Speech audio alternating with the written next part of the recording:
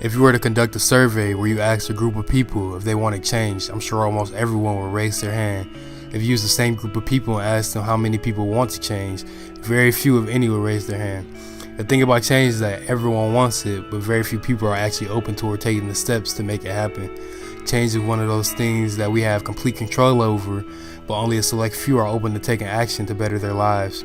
People allow their current situations to stop them from progressing in life, but in reality, that should be the fuel to your fire. There's absolutely nothing wrong with change. A lot of people fear it because it forces you to break all of your old habits, and you have to grow into what you plan to become instead of living your life based on where you are, circumstance-wise. You have to get comfortable with being uncomfortable, as well as doing the things that you've been avoiding for the longest. Those two things seem to be the hardest things to do, but those are also the top two things that are affecting your ability to grow into what you plan to become. If you continue to do the things that you've been doing, why do you expect to live an extravagant life? In order to grow, you have to start doing the hard things in life, because that will cause you to learn new skills and techniques that you need to utilize throughout your journey. I look at my hometown city, Detroit, and think about how it was when I was a child, how beautiful it was just to see it look like a ghost town. The city was filled with small dreamers and non-believers. They thought once Detroit had gone downhill that it was the end, not realizing its true beauty at one point. Someone looked at Detroit at its lowest point and still managed to see enough potential in it to revitalize it, but they couldn't do it alone. They had to form a team of dreamers and believers that saw their vision and had goals that aligned with theirs. You have to put yourself in the same situations to reach a new level. Somewhere out here is a group of people that share the same interests and have the same passion as you, but they might be in their dark phase.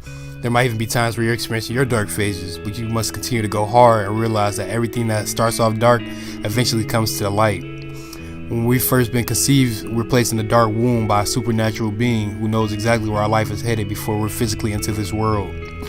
We all start a transformation inside of our mother's stomach, which goes to show you great things literally start from within. It wasn't by mistake the cycle of life was laid out in this format. It's just that very few people pay close enough attention to it.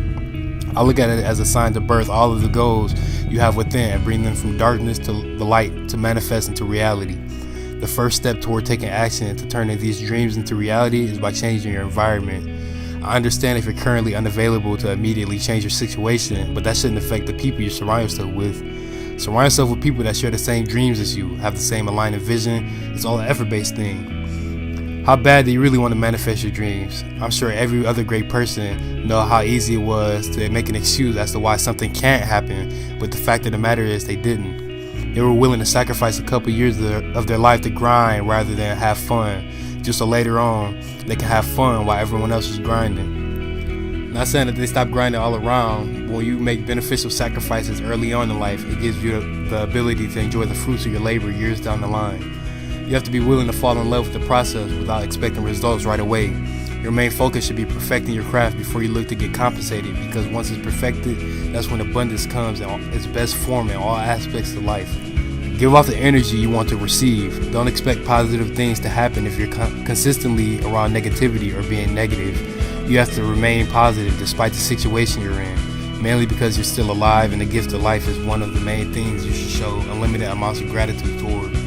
It's all easier said than done, but it has all been done before, and history repeats itself.